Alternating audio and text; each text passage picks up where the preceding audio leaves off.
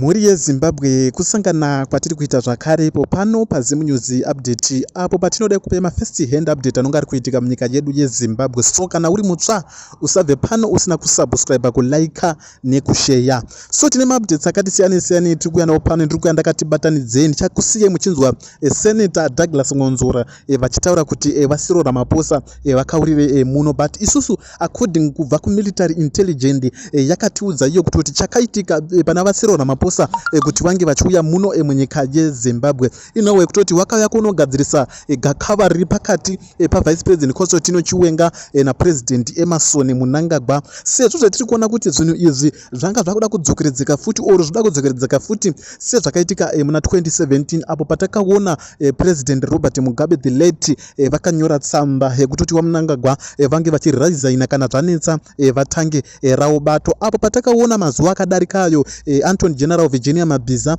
vakanyora tsamba vakanyora vachiti ana vice president Kosotino Chiwenga nemamwe maministers kana vachinge varemerwa nebato reZanu PF it's better kuti vange vachiresigna kana kuti vange vachitedzera zviri kudiwa navaMnangagwa kwete kuopoza zviri kudiwa napresident Emerson Mnangagwa. So dakusei makaterera vaDouglas Ngonzora vachitaura nhauwa dzari kutaura nenhauwa yeconstitutional amendment bill number 3 kuti rakanakirei uye rakaipirei, sezvo tiri kuona kuti ndiwo vevamwe vari kuopoza nhauwa iyoyo. Tiri kuona kuti vari kushungurudzwa especially vanhu vanoshanda navo kubato reMDCT vari kushungurudzwa zvakaomarara. So tiri kunzwa kuti ana Douglas Ngonzora ndo anofanira kunge vari kuteka advantage because ndo vane mapolitical party ari registered cheche zvatori nemabuilding nezvinhu zvakasiyana siyana. Because tiri kuona kuti pakabuda vaNelson Chamisa mu MDC Alliance vakasira zvese zveMDCT kuna vaDouglas Ngonzora ngatiwanzwe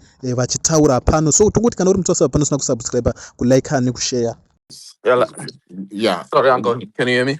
Yeah. I can. I think it's back now. Right, Okay. Senator. Yes, Senator, can you hear me now? Yes, I can hear you. Oh, thank you very much. So, I wanted to then ask that in all your messaging, what is the core constitutional argument that you think our people needs to understand most urgently? And how can that message be disseminated to our people at this point, where we're finding ourselves at? I am not so sure whether I understood your question. You said what is the core what? The core constitutional argument against CAB 3. And what do you believe the public needs to understand most urgently? Because we have heard so much in terms of the conversations. But sometimes when you try to push things to people like so much into people, there might be confusion. But what is it that has to sit at the core of the argument when we are talking to people about Amendment Bill number 3? Well, I think that the main issue about this bill is that it removes the right to vote for the majority of the people of Zimbabwe, the right to vote for the highest office of the land. Remember, in terms of our constitution, we have the concept of adult universal suffrage, meaning that every Zimbabwean who is above the age of 18 and who does not have legal disabilities like insolvency, election crime, or insanity are allowed to vote. Now that has been taken away, and that is critical. So they are not going to allow us to vote for president, which is the highest office of the land. And they also are not going to allow us to vote on whether we like the bill or not in the referendum. So in my respectful view, the issue of disenfranchisement of the majority of Zimbabweans is probably the main issue. They are being disenfranchised when it comes to election of president. In the past elections, they were allowed, those people who wanted, they were allowed to vote for president or not to vote for him. They had that opportunity. That opportunity has been taken away. They are not allowed to vote for president. And more so, they are not allowed to have a say by way of voting in a referendum whether they approve of this bill or not. In my respectful view, those are the fundamental issues. And remember, the war of liberation was, among other things, on the basis of one person, one vote. So this massive taking away of the right of Zimbabweans, the generality of Zimbabweans, to decide on the highest office of the land, in my view, is probably the major one. Of course, we have others where the president now is going to be in charge with appointing solely appointing the person who is going to register voters. He is also going to solely appoint the members of the delimitation commission. So there will be no free and fair elections anymore.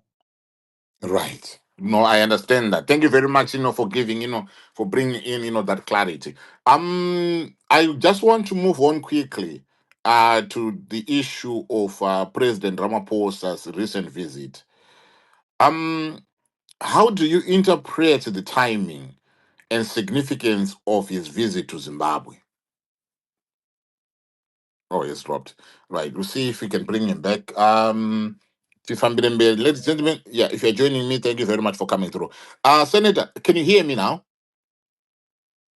Yes, I can hear you. Yes. I was asking on the visit by President Cyril Ramaphosa, South African president. I was asking you, how do you interpret the timing and significance of his visit to Zimbabwe?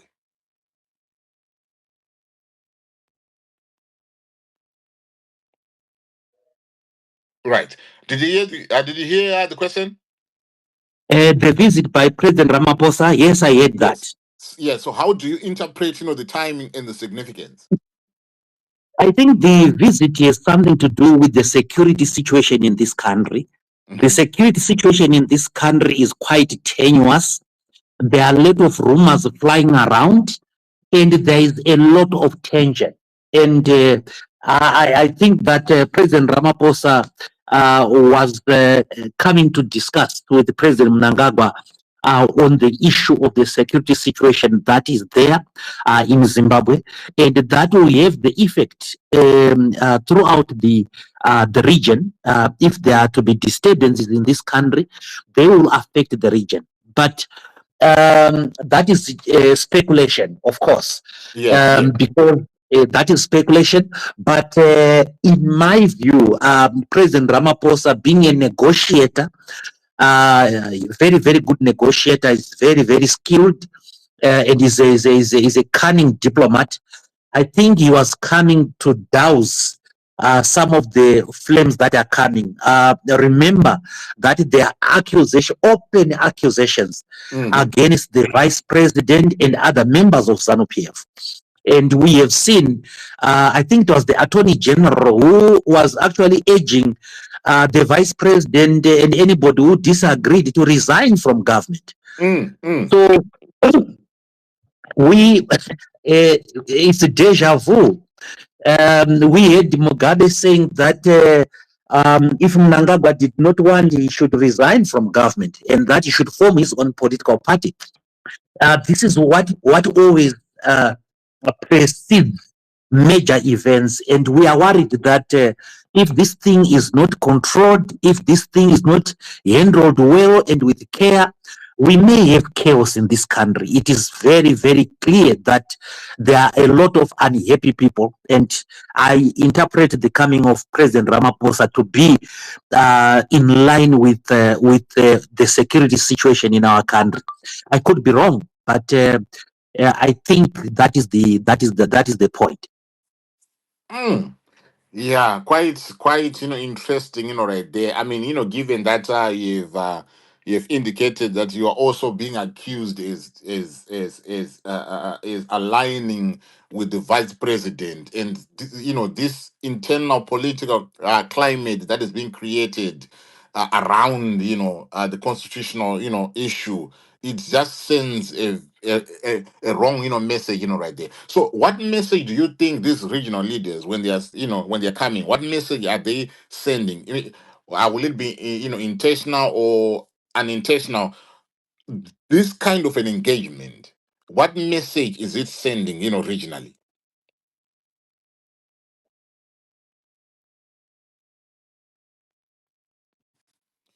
Right. Let me see if I can bring him back again.